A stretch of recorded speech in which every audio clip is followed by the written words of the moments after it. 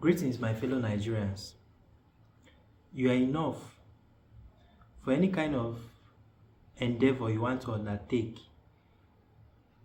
to improve your life, to grow and mature, to become successful. You are enough. You are enough.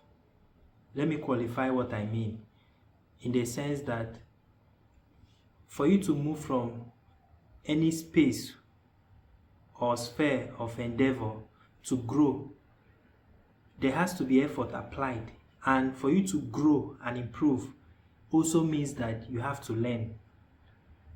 You have to do things to move from that place where you are to get to where you want to be. So you are enough because everything you need in terms of intelligence is there within you.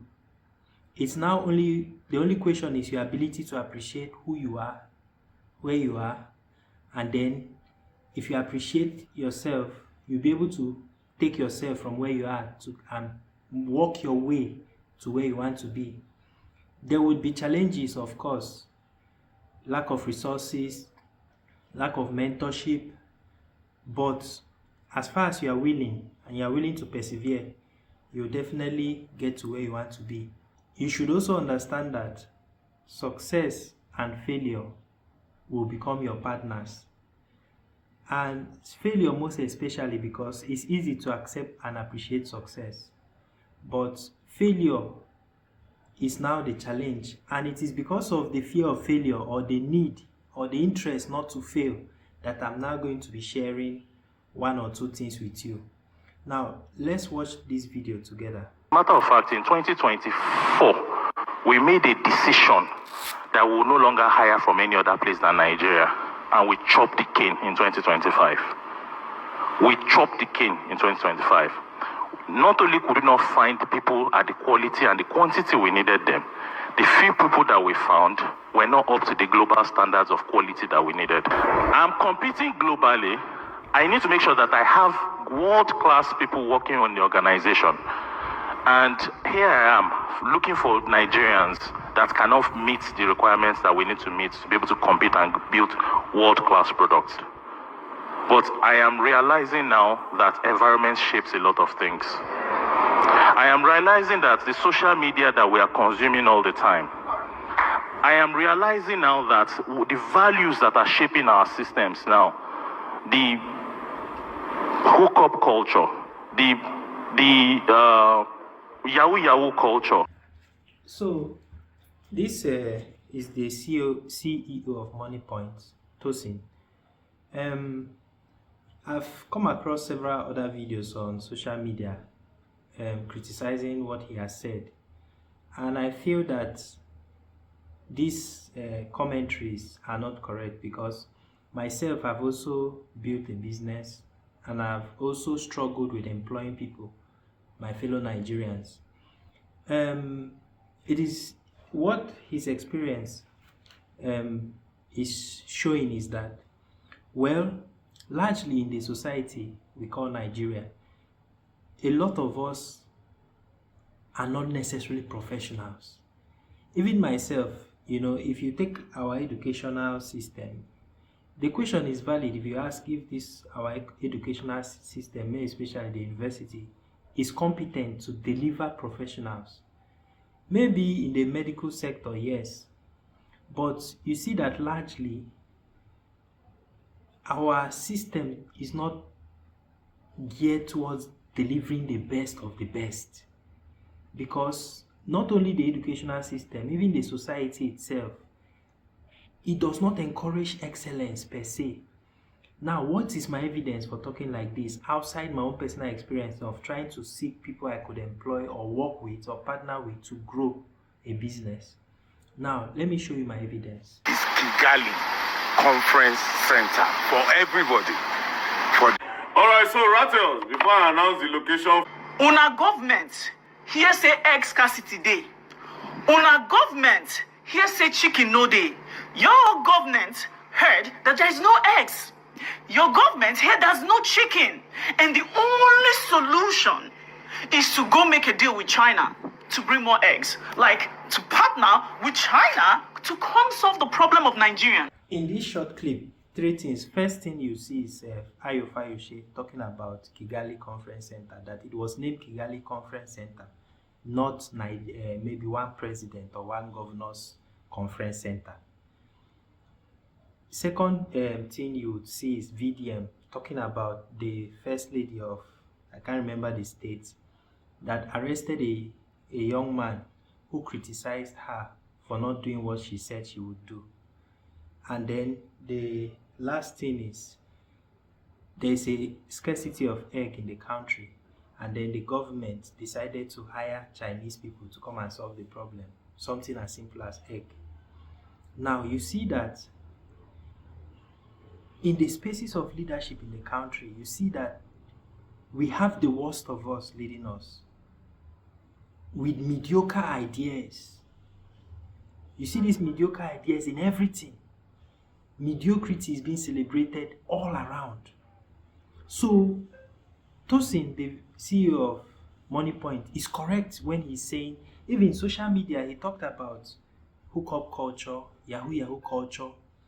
All these kind of cultures are anti-excellence professionalism. Now, when you have largely in the social media space this kind of ideas, you even have this new type of content where a girl and a guy that are dating, they get an interviewer to exchange their phones. The interviewer tells them to exchange their phones. You always find a lady involved with more than one man. That's an updated new kind of hookup. They say it's relationship or whatever they call it, but it's still hookup. Then if it so happens that the guy has been paying the bills, the guy takes everything from the girl and they separate. If it so happens that the girl has been paying the bill, the girl also takes everything from the guy and they separate. This is all mediocrity. The whole idea of quick money, it's not that quick money is not possible. In fact, with AI and technology and advancement in tech, it is possible to get some substantial cash quickly, following due process.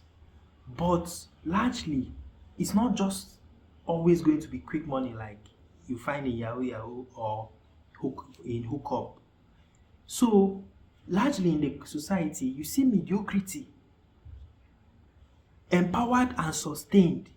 Mediocrity is second-class life, second-class kind of lifestyle, where the equation of the pursuit of excellence and professionalism is missing. So Tosin is correct. He has a real experience that, in fact, if you were to go and meet him and he tell you the exact stories of the people he interviewed that warranted him to make these statements, you now start to understand better. Myself, if I tell you my own story of people I've worked with and the challenges that I had because of that encounter, you will understand. But the purpose of this video is that let me also try and connect it to the next election. You see that going by evidence and the facts on ground, the evidence and the fact on ground is showing that we have all the requirements to make Nigeria start from 2027, start to approach a better Nigeria where there is peace, there is equality and justice for everybody. We have the highest number of people in Nigeria. If you go door to door and start asking questions, do you want to change this government of mediocrity? I can bet that 90% of the 200 and something million people we are in this country will say yes, they want to change it. Across all religion, all tribes. I'm sure that we want to stop buying fuel. We need somebody that will tell us that they can make, not only tell us, but by their past experience or there's evidence of how they have done similar things in the past, that they can move fuel from 1314 to 100 naira, 500 naira, 300 naira. They can discuss these ideas in a debate. We bring all the candidates. Definitely, you know that when we call for the debate, not every candidate will come, right? So, first point, all of us, largely 90% of us, wants the government to change. Now, if 90 of us want the government to change, and I tell you that in 2027 this government will change, why is it that you think I'm stupid? How is it that I'm stupid when the largest number of the population wants government to change? How is it that you sit in your room and think that it's not possible, if not for mediocrity? So you see that this problem Tosin is talking about is not only in the different fields of or circles or areas of professional life and practice, but in our day-to-day lives, you see that the problem is real and is the same, because the only reason why this country will not get better, if it will not, because I'm also trying to persuade you to see reasons with me why we should insist that from 2027 things will get better. The only reason, when the constitution says that you have a right to vote, if you come out you will vote, then you can choose your government, and then you want to convince me now that in 2027 this right will be trampled upon, and you will sit by the sideline and allow it as a mediocre person now, then you will not come back again and say Tosin is lying, that we Nigerians are not so smart. How are we so smart? Please, can you explain? How are you so smart when more than 100 million of you in a country believe that the government will change and should change, but you sit down and convince me that it will not change? What is the smartness in this? Is this not basic calculation and maths? Now, it's been terrible. This mediocre government, over the past few years, have crippled all opposition in line with what a mediocre will do. Any intelligence, simple, basic, intelligent human being that is not trying to be mediocre will not find value in crippling opposition. But our government found a wisdom or some intelligent act in crippling opposition. It almost, in fact, at the past few months, it almost felt like all hope is lost. But voila, there is now NDC. Hope is back again. So not only that you can vote, you now have an alternative. Will you be a mediocre, or will you come out and demand for your rights in this country? So I leave that up to you. Now, to further buttress this point about this mediocre life that where professional practice and a lot of things are missing in society, let's now watch this last video. They do them. Sir. Give money, make them give money. Sir. Pay, make them pay. Sir. Whatever will bring your downfall, we will tie them here. Sir. Whatever will bring your client will not give you what you requested. You are going to tie them here. Sir. From today, you go begin to remove them. Sir. Both morning and night. Well, you need to the top. As you the top, we go to tie you. Sir. Whatever I talk, my client should do. Sir. From today upward, I tied all my clients. Sir. Anything I say to them, they must do it. Sir. Even when one thing like argument come, the argument should go away. Sir. Don't need any argument with my client. Don't need to wait for what they like. No one bring argument. So, is this not mediocrity? Where a human being will sit down, you do not want to pay the price, follow due process, but they want the right results. Is this where you will go and sit and look for customers? If you even want to go and investigate further, you see that this is still part of the Yahoo problem, so that people's brain will off, then they will give you their money without asking question. Now, is this thing now really possible, or just a case where one scammer is scamming another person using weird stuff? Look at the environment. If that person is really excelling and succeeding, is the environment going to be the way it is in this picture? And then what is more is that, what I want you to ask yourself is that, what is the difference between this guy now that is tying somebody to give them their money without asking question, and the person that goes to church and pray that God should bless them, just make them buy a house, buy a car or something.